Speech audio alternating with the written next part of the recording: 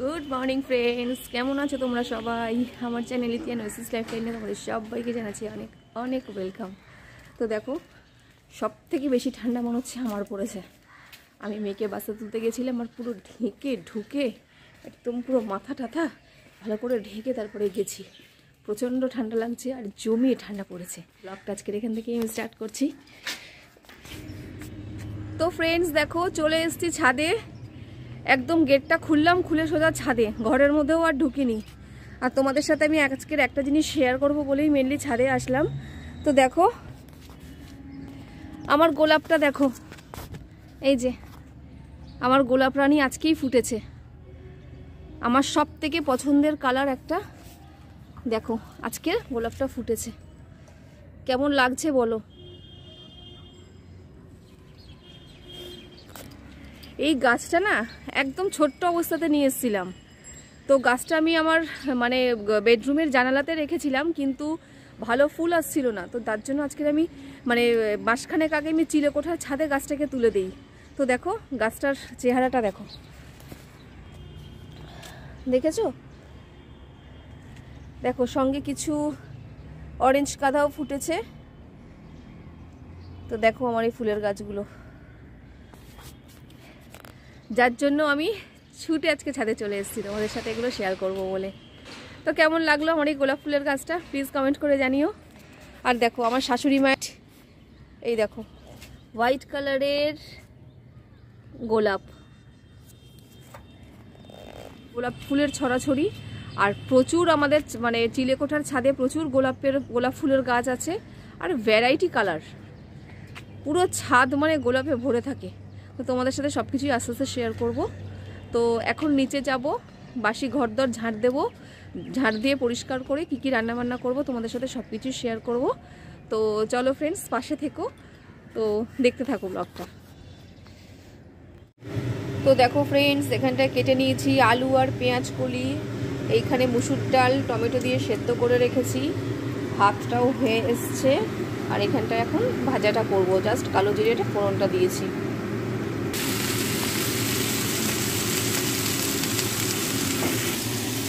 আজকে খুব সিম্পলভাবে রান্না করব, কারণ কালকে না একটু বেশি করে চিকেন করেছিলাম, চিকেনটা মানে অনেকটা থেকে গেছে। তো আজকে সোমবার, ওই চিকেনটা তো থাকছেই। তো ডাল, টমেটো দিয়ে ডাল আর আলু পেঁয়াজ কলি ভাজা, আর চিকেনটা গরম করে নেবো, আর ভাতটা হয়ে যাচ্ছে। তো এই আজকে সিম্পল রান্না। আর আজকে প্রচুর কাজ আছে, আদার্স কাজ, যেমন হচ্ছে আজকে প্রচুর কাছাকাছি করতে হবে, আর হচ্ছে তোমার মেয়েকে নিয়ে আসতে যেতে হবে, ঘর দর একটু গোছাতে হবে, যার জন্য রান্নার ঝামেলাটা আজকে একটু কমই রেখেছি।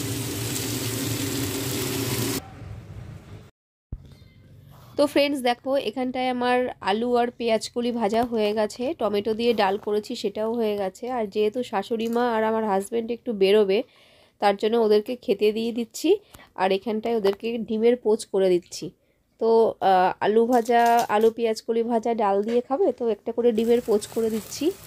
আর মেয়েকে সকালে আজকের আলুর পরোটা করে দিয়েছিলাম, তো একটা মানে ওই পরোটা বেঁচেছিল, তো সেটাকে আমি গরম করে ভালো করে গরম করে নিচ্ছি। তো এটাই আমি সকালবেলা আজকের খেয়ে নেবো সস দিয়ে।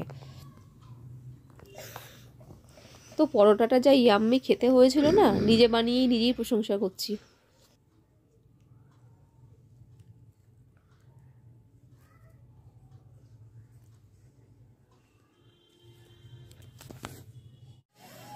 উফ বাবা! তো এখন বাজে 10:30, সব কিছু কমপ্লিট করলাম। এবার কোমর বেঁধে লেগে পড়বো ঝপাঝপ কাজে। তো দেখ আমার ঘরটা কি অবস্থা, দেখো দেখার মতন অবস্থা হয়ে আছে। এই দেখার মতন অবস্থাটাকে ঠিকঠাক করবো করে।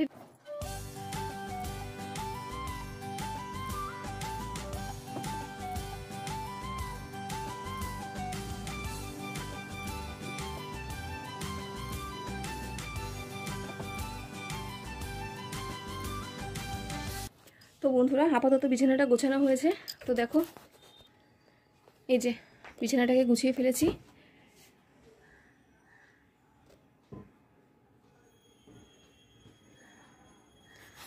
আর এই জানালাটার কাছে পর্দাটা দিয়ে রেখেছি, মানে এটা গায়ে একটা চাদর দিয়ে আমি রেখেছি এমনি, কারণ এই জানালাটা আমি বেশি ইউজ করি না।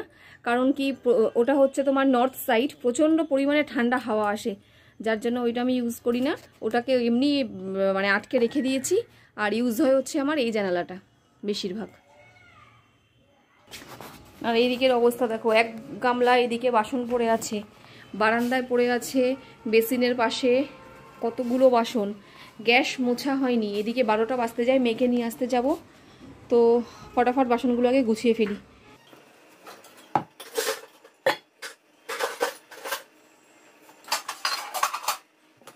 তো চলো ফ্রেন্ডস, রেডি হয়ে গেছি মেয়ে নিয়ে আসতে।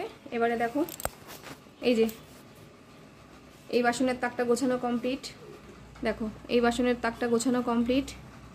তো এই যে রান্নাঘর পুরো পরিষ্কার করে ইন্ডাকশান, ওভেন, গ্যাস ট্যাস সব কিছু মুছে টুছে, আর এই যে বাসনের গামলাটাকেও এখানে বের করে দিয়েছি। এখানে অনেক বাসন টাসন ছিল, যা যা এঁঠো বাসন সব বের করে দিয়ে এখানে সব কিছু পরিষ্কার করে এখন যাচ্ছি মেয়েকে নিয়ে আসতে। তো মেয়েকে নিয়ে এসে তারপরে আমি ছাদে যাব কাছাকাছি করতে। তো তোমরা দেখতে থাকো ব্লগটা।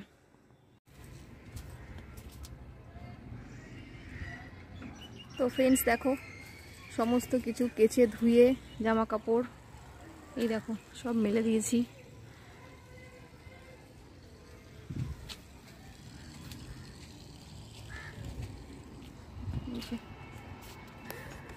পুরো চিলেকোঠার ছাদে ভর্তি জামা কাপড়, সমস্ত কেচে ধুয়ে মেলে দিয়ে গেলাম। বিকালবেলায় সব তুলতে আসবো আবার। তো দেখো এখানটায় আমি জামা কাপড় তুলে নিয়ে এসে সমস্ত ভাঁজ করে আলনা গুছিয়ে রেখে দিয়েছি। আর আমার হাজব্যান্ড এখন বসে কাজ করছে। তো এখন বাজে বিকেল 5টা, আমি এখন একটু জাস্ট শুয়েছি। তো এত কষ্ট হচ্ছে, সারাদিন প্রচুর পরিশ্রম মানে হয়েছে, তো একটু রেস্ট নিচ্ছি আর কি। একটু বাদে আবার উঠে যাব কিছুক্ষণ রেস্ট নেওয়ার। তো দেখো চলে আসলাম সন্ধ্যাবেলায়, 6:30 বাজে। তো এখন মেয়েকে সন্ধ্যের খাবারটা দিয়ে দিচ্ছি। তো ওকে দুধ দিয়ে চকুস দিয়ে দিচ্ছি। তো ও খাওয়া দাওয়া করে নিক চকুসটা, তারপরে ওকে পড়াতে বসাবো। আর আমি খেয়ে নেবো একটু চা, একটু সন্ধ্যাবেলায়। আর এখন ঠান্ডা পড়েছে, তো একটু সন্ধ্যা টাইমে চা না খেলে একদম ভালো লাগে না। তো আজকে ইচ্ছা করছে না লিকার খেতে, তাই একটু দুধ চা করে নিলাম। তো ফ্রেন্ডস এখন বাজে 10:30, আমরা যাচ্ছি শ্রাদ্ধ বাড়িতে, নিমন্ত্রণ করেছে সেখানে যাচ্ছি। তো যেহেতু এটা লাস্ট ব্যাচ, অলরেডি 10:30 বেজে গেছে, তার জন্য আমরা আর ওয়েট করিনি, আমরা বসে পড়েছি খেতে। তো আমাদের অপোজিটে যারা বসেছে আর কি, তাদেরই অ্যাকচুয়ালি দিদা হয়। তো ওনারই আর কি শ্রাদ্ধের কাজ এটা।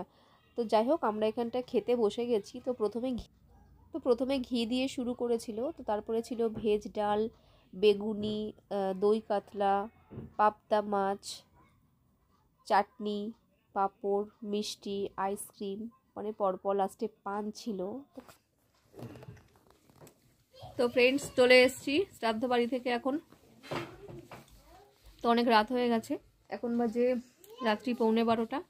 তো আমি এখানে ব্লগটা আজকে শেষ করছি। তোমরা সবাই ভালো থেকো, আর আমার ব্লগটা যদি তোমাদের ভালো লেগে থাকে তো প্লিজ লাইক করো, সাবস্ক্রাইব করতে ভুলো না। Tata, bye bye, good night.